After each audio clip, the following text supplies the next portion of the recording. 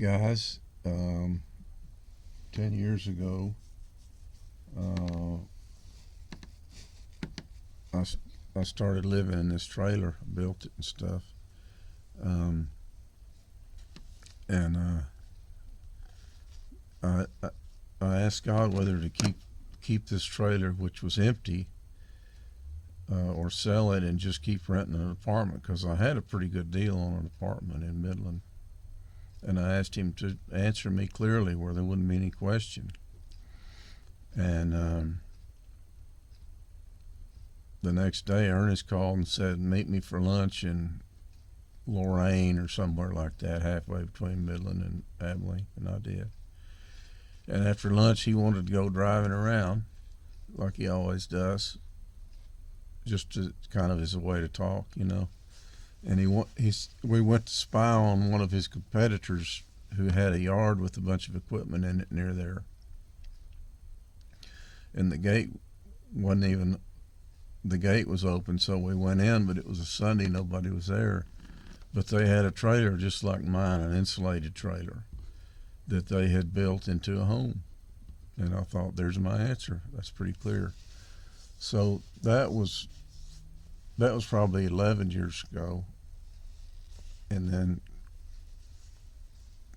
11 or 12 years ago, and 10 years ago is when I started living in this thing, because it took me a while to fix it up. And then pretty soon after that, God told me to move to Temple when I lost a job out there in Midland. But I didn't have a job lined up in Temple. And like Gideon, I put out a couple of sheepskins, and he affirmed it. You know, I said, is that really what you want me to do? And in Temple, I met Miss T. I'll call her Miss T. At an ACOA meeting in the basement of, or maybe somewhere in the First Methodist Church, which is in downtown Temple. But downtown Temple is really run down. But it's a gorgeous church that was built probably 100 years ago, in sort of a seedy section of town, you might say. But Miss T had been sexually incested by her daddy as a teenager, and it had affected her life, you know, how she felt about herself and stuff. And when she told us that story, I said, thank you for telling me. It's an honor that you'd share that here. And the other people were squirming in their chairs. They didn't want to hear about it. But we heal by expressing our emotional pain in a validating environment. That's how people who were abused heal. Now, narcissists, if they even can heal, a narcissist thinks everybody's supposed to respect them, but they don't apply the golden rule to others. They just think everybody else is supposed to kiss their ass, so to speak. So I don't know how a narcissist is supposed to heal. This is my own healing and my own experience from what I experienced, okay? So I left Temple after about a year and came to San Angelo with the trailer to work for John Piercy, and that lasted a while, a year or more. And then I moved to tried to move to Midland, but they didn't have any places for the trailer, so I found a place at Big Spring and commuted. But I stayed in touch with Ms. T.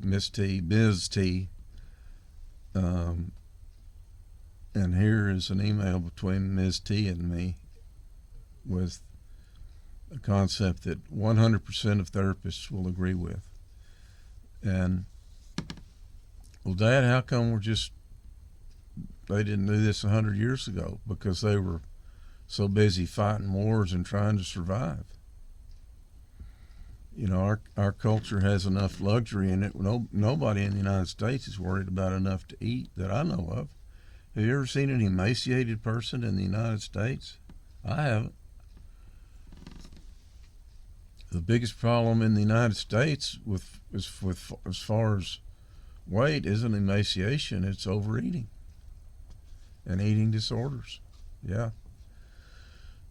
So no matter how good we get it, life's hard, even when you have enough to eat. So anyway, I wanted to show you this exchange between Miss T and me. This may not apply to you. If you have a tendency to be narcissistic, I don't know if this will apply to you, but it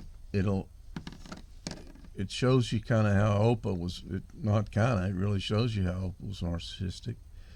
And Oma, in her whole life, has been in total denial of the wounds within her from her family.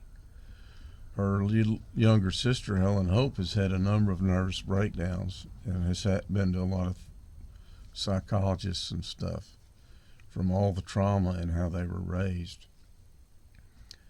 Is that to demonize Oma's parents? No, it's to bring understanding, the understanding of truth and the truth of understanding, both. And Opa's dad was traumatized by his dad, and he wasn't traumatized by his mother, but by his dad. And Opa's parents thought that you'd be happy if you got enough money where you could be a snob, and that's not true either. Snobs are not happy. All right, so go get them. Trying to be helpful for understanding.